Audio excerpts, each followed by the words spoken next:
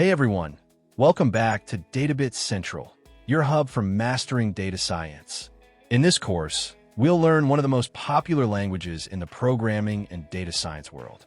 This Python course will take you from zero to programming in Python in a matter of hours. No prior programming experience necessary. You will learn about Python basics. You will familiarize yourself with Python data structures. You will learn how to use Python libraries such as Pandas, NumPy, and more. This course is suitable for anyone who wants to learn basics of using Python for data science, data analytics, software development, and data engineering. Python is a powerful coding language that has become one of the preferred tools of data professionals worldwide. In this video, we'll explore what Python is and why it has become so popular. But first, let's discuss some basic elements of programming languages in general. Programming languages originated with the development of electronic computers. They were, and still are, the words and symbols that we use to write instructions for computers to follow. Communicating with a computer ultimately relies on computer hardware. A transistor is the most fundamental component of the computer because it controls the flow of electricity through a circuit. A transistor can exist in two states, on or off, like a switch. When a transistor is on, electricity passes through it. When it's off, it blocks the electricity. This duality defines how computers operate. If you chain enough transistors together, each either on or off, you can create complex logic. So how does this relate to computer programming? Well, because computers are just billions of transistors or switches, they understand things only in binary terms. You may have encountered this concept before, binary. Binary is represented as ones and zeros. These numbers are just an easier way to refer to the on and off sequences of transistors when a computer receives instructions from a program. Computers are powerful, but they still need to be given instructions, and they can only understand instructions that are given in binary. The engineers who first designed computers encountered this and discovered a problem. Computers are great at understanding binary. Humans are not. This problem is what gave rise to the first programming languages. The very first programming languages were difficult to use, required lots of training, and often only worked on the specific machine that each was designed for. These types of languages are known as low-level languages. Over time, new coding languages developed to simplify and generalize programming instructions. The programming languages became easier to learn because they were designed with simpler rules and structures, known as syntax. Modern programming languages use syntax that's much more familiar to humans.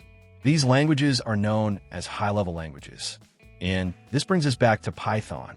Python is a high-level language that's versatile and easy to learn. Simply put, Python is friendly.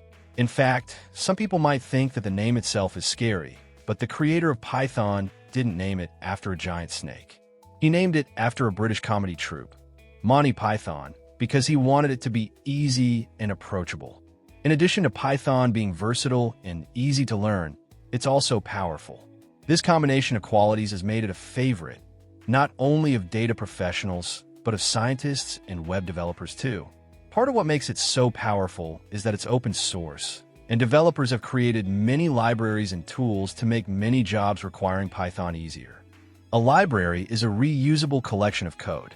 For instance, you could hand code a function that takes two numbers, adds m together, and returns the sum. But what if now you want to add three numbers? Or four? You can write a more complex function that lets you input any combination of numbers, and it will return the sum. But summing is a super common task, so you can save yourself a lot of time by just using a math library that contains a sum function. There are thousands of Python libraries that contain code for tasks as simple as summing numbers and as complex as building a neural network for an artificial intelligence application. We'll explore more about libraries soon.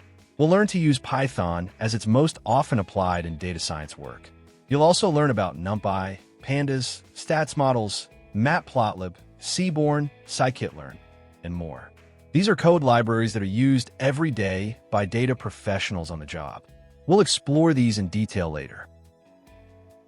Python has some great advantages in tackling most of, if not all, the steps in data analysis.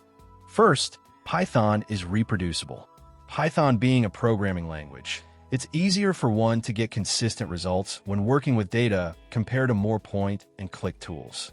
Whether it's another person or even just yourself coming back to your own work, Python allows a workflow where the same results can be reproduced with a lower chance of error.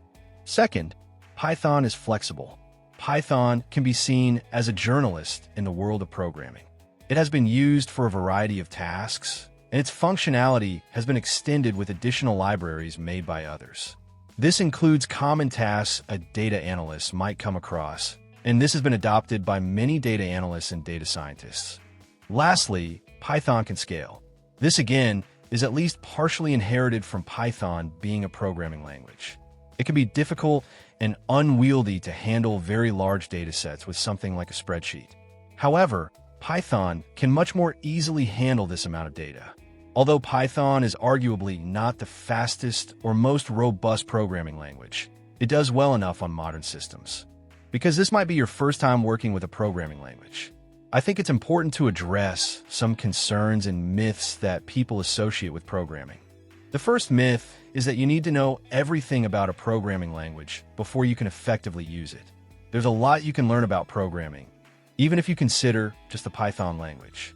It can be intimidating just thinking about everything there is to know about Python, but you don't need to worry about learning it all.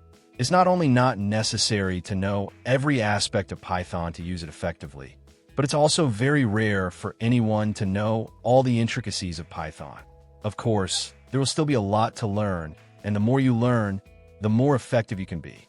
Another common myth you might hear about programming is that you have to be a genius or good at math to be any good at programming. That's simply not true. Programming is another skill that can be learned a bit at a time. Python and any other programming language is just another tool. The more you use and practice with this tool, the more proficient and capable you'll be with it. In speaking of Python as a tool, I sometimes hear the phrase that goes something like, "You're not a real data analyst if you don't use toolachs like Python or Excel." This, of course, is ridiculous. Your goal in data analysis is to distill information out of the data. There's no one tool or right tool that has to be prescribed. Whatever tool or tools you need to accomplish your goals effectively and efficiently will be the right tool for the job. For this course, we'll be almost exclusively using Python. The ease of learning, ease of use, versatility, and power of Python make it one of the most used coding languages today. Because it's so widely used, it has a large and active community of users who are willing to help and provide support, which makes it a great coding language to discover and explore. As you move through this course, always remember that coding is simple and complex. In other words, each line of code represents a small, simple idea, but together those lines of code can express very complex logic. Coding can be frustrating at times, but also a lot of fun and very rewarding. It's good to practice coding a lot, so you can get better and better. Lastly, don't be afraid to make a mess. Experimenting is part of the process, and practicing will help you quickly improve your coding skills. Hopefully, you're now sufficiently excited to learn more about using Python for data science. Don't forget to smash that like button, subscribe, and ring the bell to stay updated. In the next video, you'll discover more about Python, how to code in Python, and how to use Python syntax. Thanks for watching, and see you there.